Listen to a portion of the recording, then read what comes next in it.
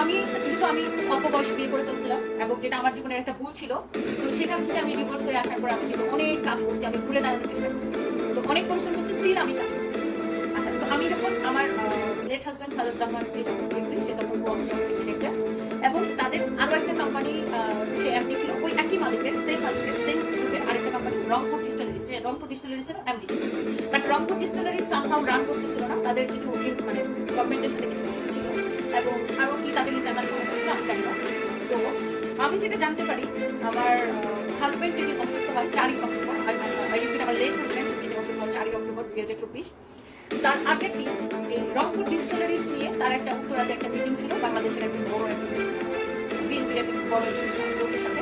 কারণ রংপুর ডিস্টিলারিজ তারা hand over করে দিয়েছিল রংপুর ডিস্টিলারিজের নামে কয়েক কোটি টাকা লোন আছে, যেটা কিনা কোম্পানির লোন, এবং যেহেতু আমার লেট হাজব্যান্ড এটা পেইড এমডি ছিল এবং সে এটা সিগনেচারি ছিল, তার সিগনেচার ছিল ওখানে, গ্যারান্টি ছিল সে, তো ওই লোনের প্রেশারটা তার উপরে ছিল। এবং যেটা আমি তার কোম্পানি থেকে জানতে পারি, বন সিরামিক থেকে, যে সেই কারণে প্রচুর মানসিক টেনশনে ছিল, যেটার কারণে হয়তো বা সে স্ট্রোক করে থাকতে পারে। এবং আমি এই যাবৎকালে আমার তার সংসার জীবনে আমি আজকে 7 বছর একসাথে ছিলাম, কখনোই তার অফিসিয়াল ব্যাপারে সে আমার সাথে কখনোই খোলামেলা কথা বলতে না, আমিও আমার প্রফেশনাল ব্যাপারে তার সাথে বাসায় ছিলাম। কারণ আমাদের দুজনের প্রফেশন ডিফারেন্ট, আমি নিজে কাজ করে ক্যামেরায় আসি এবং সে চাকরি করতো। এবং সাংবাদিক আকাশ দিকে আমি জানি না সে সাংবাদিকের সম্মত করে কিনা, সে বিভিন্ন জায়গায় বলছে আমার লেট হাজব্যান্ড তাকে সচিব ছিল, যেটা কিনা সম্পূর্ণ ভুয়া এবং মিথ্যা কথা। সে ফোন সিরামিকের ডিরেক্টর হিসেবে সে চাকরি করতো। এবার আসে, আমি এত একজন বয়স্ক লোককে টাকা ছাড়া বিয়ে করলাম, মানে টাকা পয়সা ছাড়াই বিয়ে করে ফেলাম, যেটা একদম জাতিগত প্রশ্ন।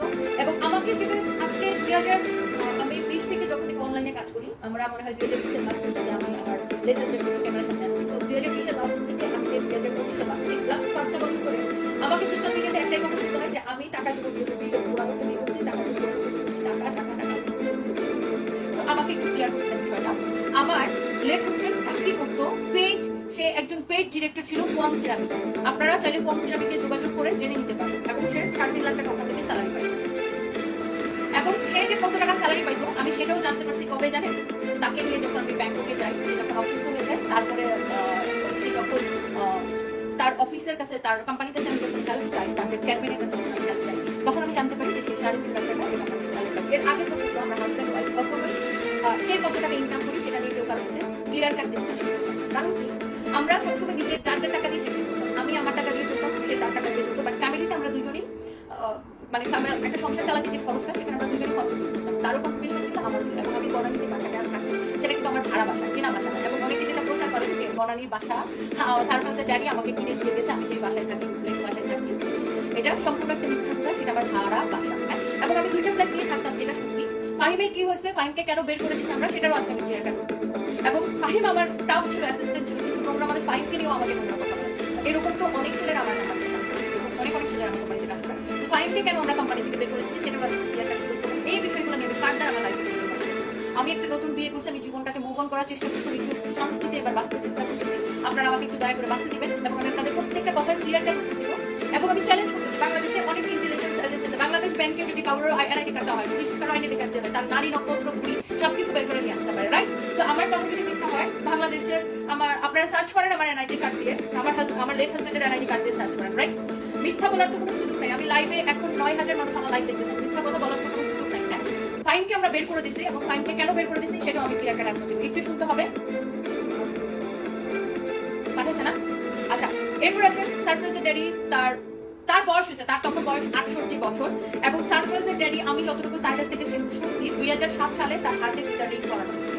এখন সে সবসময় অসুস্থ ছিল, আমার সাথে বিয়ের পরেও বছরে কিন্তু 2-3 বার তাকে নিয়ে আমি ইউনাইটেড হসপিটালে ভর্তি হতাম। আমার কথা যদি বিশ্বাস না হয়, আপনারা ইউনাইটেড হসপিটালে তার হিস্ট্রি চেক করে নেবেন যে সে বছরে কতবার ইউনাইটেড হসপিটালে তাকে নিয়ে ভর্তি হওয়া লাগতো, কারণ সে একটা অসুস্থ অনেক ছিল, সে প্রায় সময় অসুস্থ ছিল এবং তাকে নিয়ে প্রায় সময় ইউনাইটেড হসপিটালে। এবং কোভিডের সময় সে 2বার কোভিড সাসপেক্টেড ছিল এবং কোভিডের সময় আমি তার সাথে হসপিটালে ছিলাম। আমার একবার ভয় লাগে না, কারণ আমি মানুষটাকে প্রচন্ড ভালোবাসতাম।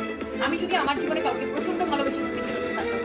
এখন কে কি মনে করেন, কে বিশ্বাস করেন না করেন, আই ডোন্ট কেয়ার, আমার কিছু যায় আসে না। তো সবসময় সেই ইউনাইটেড হসপিটালের পেশেন্ট ডক্টর হাসান আসলামের আনবে, তার হার্টের ডক্টর। তো সবসময় ওকে নিয়ে আমি ভর্তি হতাম। এবং ওর একটা জিনিস ছিল কি, ও খাবার দাবার মেনটেন করতো, বাট খুব একটা মেনটেন করতো না। ওকে ডক্টর মানে ওকে প্রতিদিন হাঁটতে বলছিল অ্যাটলিস্ট 45 মিনিট, ও কখনোই হাঁটতো না। আমি ওর জন্য একটা ট্রেডমিল কিনছিলাম, ট্রেডমিলটাই যেমন আমার সামনে অফিসে নিয়ে আসতো, বাসায় রাখার জায়গা নেই, কিন্তু সে ট্রেডমিলও দৌড়াইতো।